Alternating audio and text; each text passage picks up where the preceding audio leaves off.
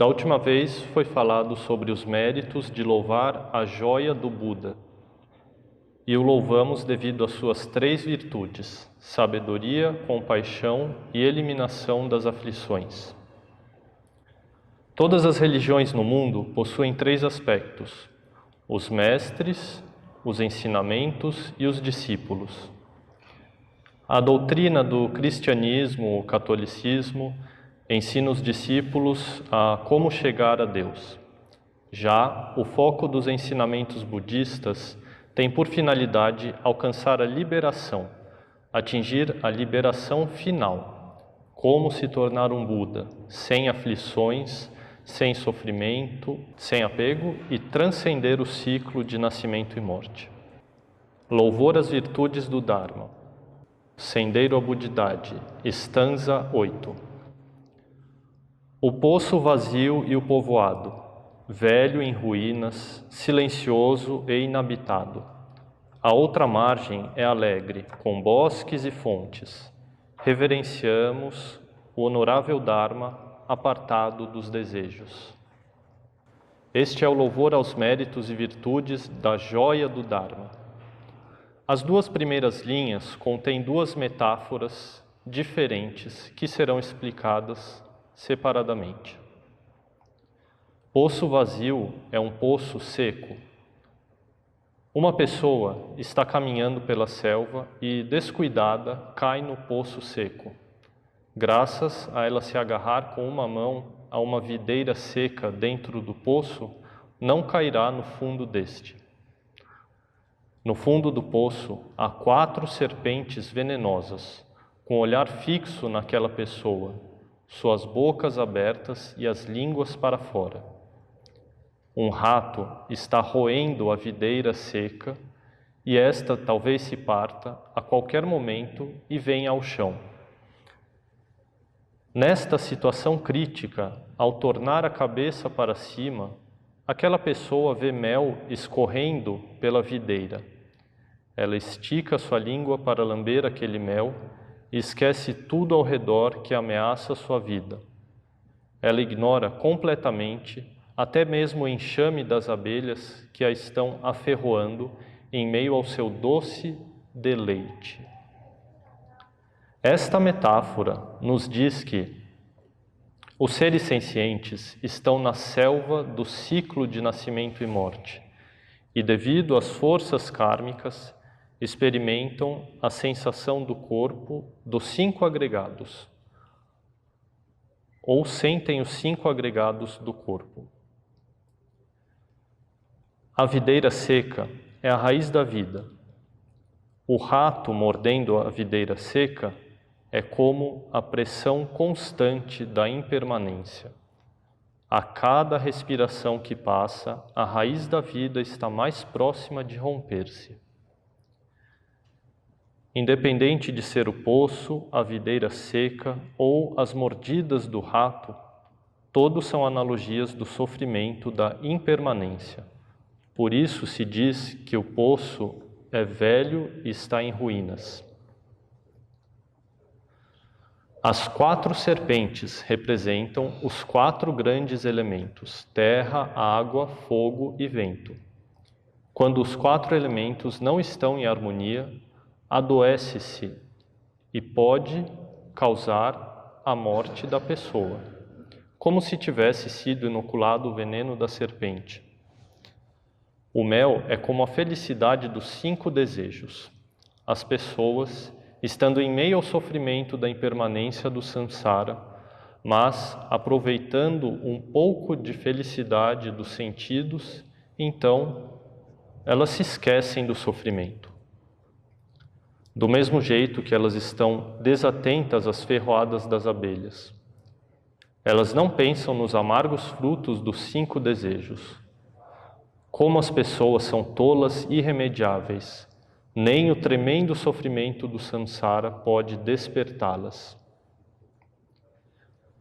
A segunda metáfora ou analogia fala sobre um povoado sem habitantes. A história de um prisioneiro fugindo do castigo de um rei. Esse prisioneiro chega a um povoado deserto.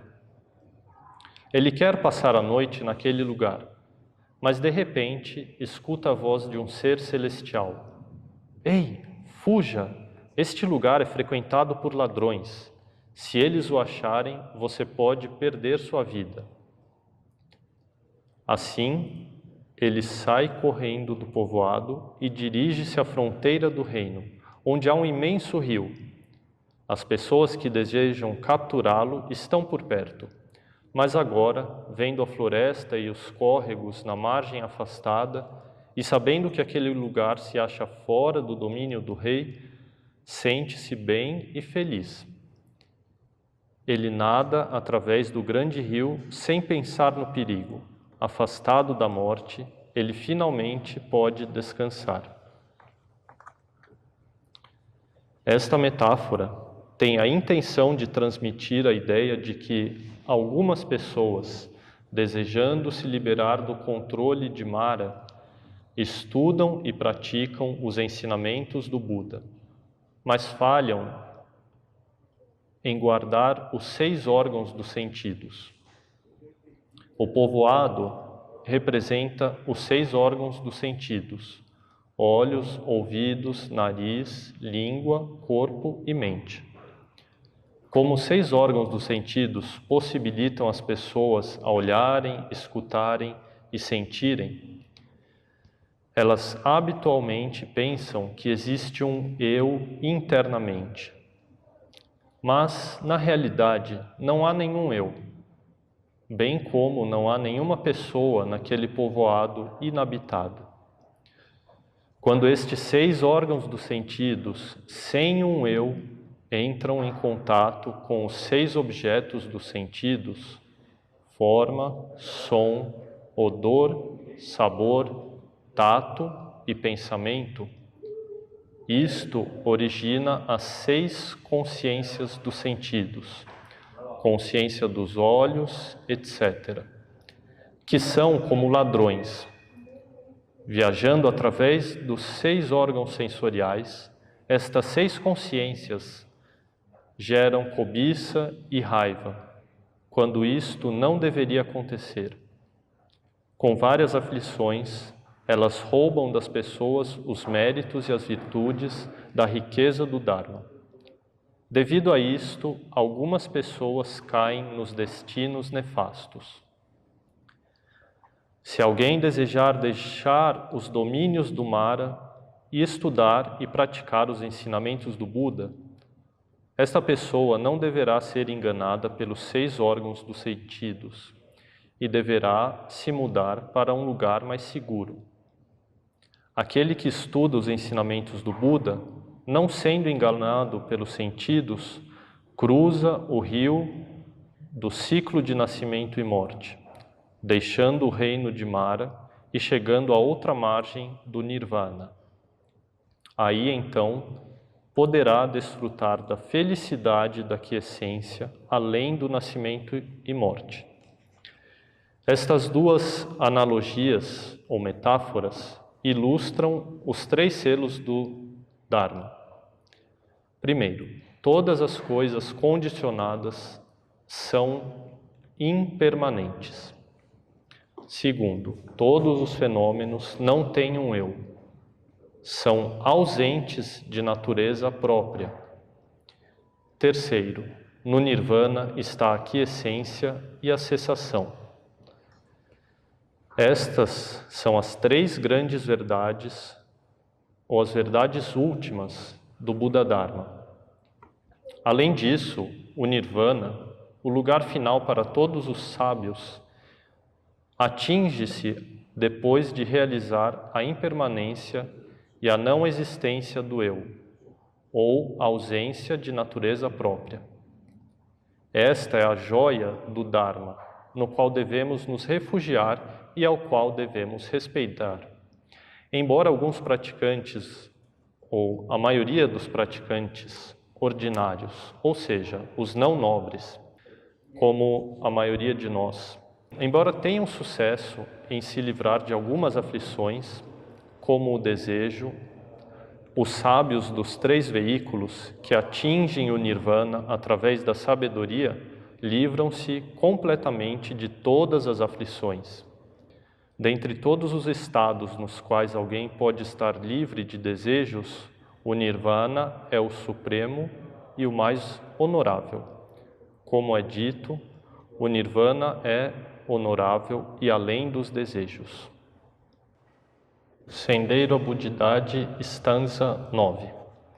O Dharma correto é maravilhoso e inconcebível.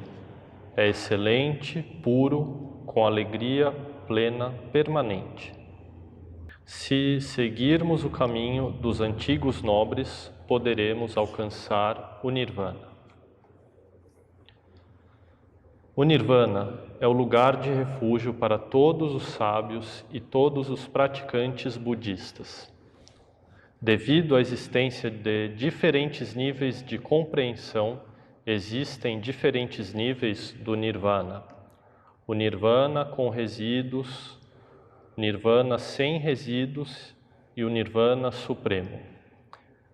Na verdade, o Nirvana é o Dharma correto, um estado de autocompreensão maravilhoso e incrível. É por isso que é dito: só aquele que bebe a água saberá se ela é fria ou morna. Assim, segundo os meios hábeis dos discursos dos sutras e tratados, o Dharma correto pode ser caracterizado de maneira breve como: primeiro, a vitória completa e absoluta do benévolo. Segundo, é puro, sem contaminação pelas aflições e corrupções, e nem causando aflições nem corrupções ou obstáculos. Terceiro, é permanente, além da natureza do tempo e além do nascimento e morte, existindo como sempre tem existido e sempre existirá. Ou seja, o Dharma correto é a lei universal, é a lei que governa o funcionamento da existência. E quarto, é a felicidade plena e absoluta, livre das aflições do nascimento, velhice, doença, morte, pesares e sofrimentos. Em poucas palavras, o Dharma correto é inimaginável e suas virtudes são inúmeras. Aquilo que é atingido através do Prajnaparamita é chamado de Dharma correto. Ingressar no Dharma correto e obter a real liberação através do Prajnaparamita é chamado de Nirvana. Portanto, o Dharma correto é o mesmo que o Nirvana. Nós só precisamos seguir os ensinamentos dos antigos nobres, ingressando no sendeiro verdadeiro dos antigos mestres e patriarcas budistas para realizar a liberação e atingir o Nirvana. O caminho dos antigos nobres é referido no Agama Sutra, no Lankavatara Sutra e em outros sutras. Este sendeiro verdadeiro para atingir o Nirvana, que foi atravessado por cada Buda do passado, não foi criado pelo Buda Shakyamuni. Ele é o caminho normal, o comum dos antigos Budas, e por isso é chamado de sendeiro dos antepassados. Vamos louvar os méritos e virtudes da joia do Dharma. Amitofo.